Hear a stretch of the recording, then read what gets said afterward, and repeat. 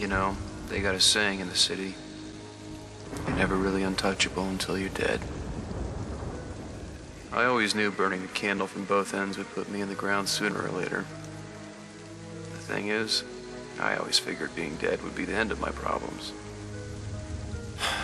It's like having a hangover you can't shake. You know something happened the night before, but can't quite put it together. And every time you think about it, you feel like you're gonna pass out.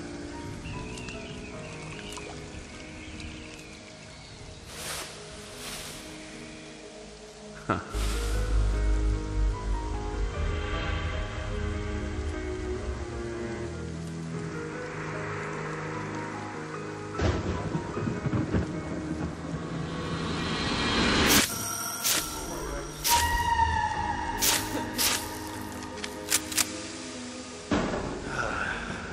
That was helpful.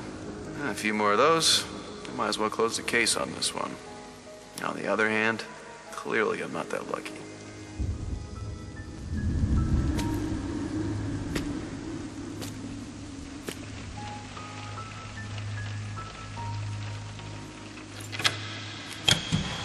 Never did read much into this God stuff. Not sure if my current situation is proof either way.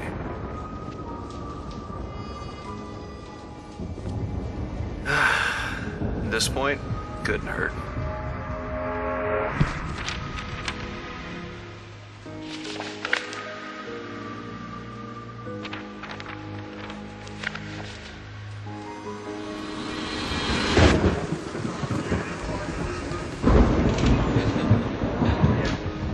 All things considered, it's as good a lead as any.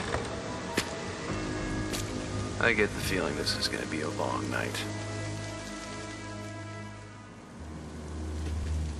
You see, the mob used to run this town, and our boys in blue couldn't do much about it. I ran the beat with the best dead partner in the city. No matter what we did, they were untouchable. That is, until this lovely dame got caught in the middle of a shootout. Poor thing. Turns out she was engaged to a political up-and-comer. It wasn't lowlifes killing lowlifes anymore. Edward's fiancé was high society, and his grief caught the attention of the entire city. Suddenly, it was open season on the mob. More like the Wild West. Payback for every scumbag that greased their way through the cracks. After taking down the mob, the city practically begged Edward to take City Hall.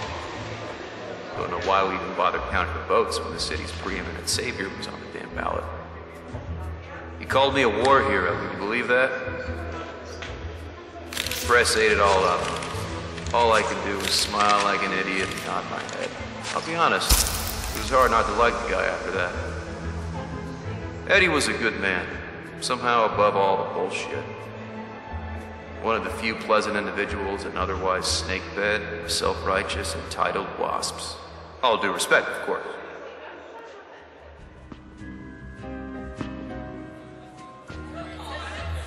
For Edward's sake, I tried my best not to ruffle too many feathers. But then, there was Frank. I knew 100 guys like this on the street. Always knew the right thing to say, but never seemed to be too much substance behind it. Right place, right time kind of guys.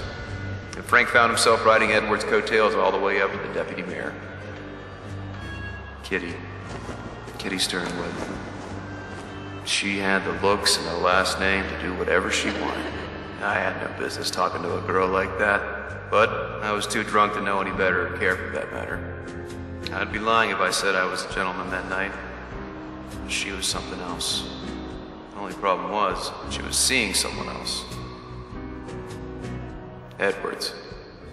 Spent as much time here as I did on the beat, with one hell of a partner, Sam. He showed me the ropes and I put a little pep in his step. Kind of a father-son thing. Even called him Pops a couple times. Then he'd ramble on about not being that old or how back in his day. When things with Kitty started heating up, I kept Sam out of it. I figured he didn't need to know. But maybe things would have been different if he did. We both should have gotten the star treatment from the mayor, but if Sam had any complaints about being left out of the spotlight, He sure didn't show it. After what we went through, he said it was my time to live a little.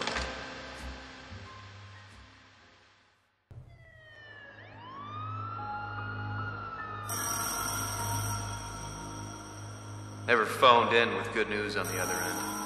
No one ever called to say, everything's great out here, keep up the good work, fellas. Yeah, I remember now. Sure wish I didn't. It was cold and wet.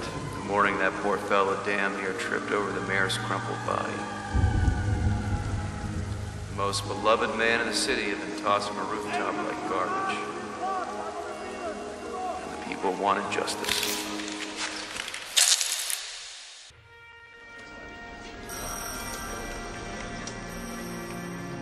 We all pulled double shifts for months trying to figure out how the hell this thing went down on our watch. If it wasn't for the long hours and the late nights, I might have seen what was coming.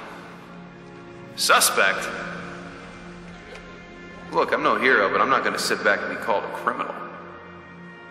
Motive. Accustomed to war hero treatment, Mr. James Renoir demanded favors from the mayor. He refused and was going to go public. James acted out of fear and rage. Evidence. Multiple witnesses reported seeing Mr. Renoir leave the scene of the crime the night of the murder. Okay, that I wasn't ready for. That night I was a suspect, but by morning the press might as well have had their conviction. At that point, the chief didn't have much choice in the matter. I was placed under house arrest for the remainder of the investigation. It wasn't until things settled down when I realized I hadn't seen Kitty since the murder. Did she think I was guilty too? She couldn't make sense of it this way or that way. And despite our situation, she still had feelings for Edwards. Blamed herself. Typical. When she left, I knew that was it. It was only then that I knew I had nothing left.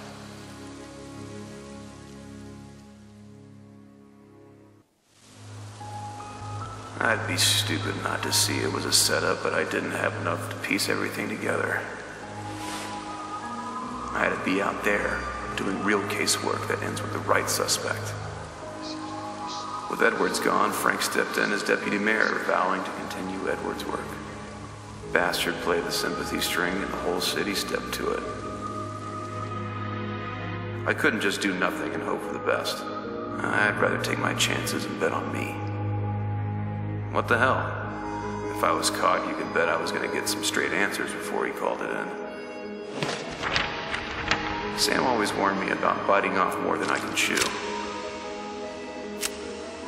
This felt like one of those moments.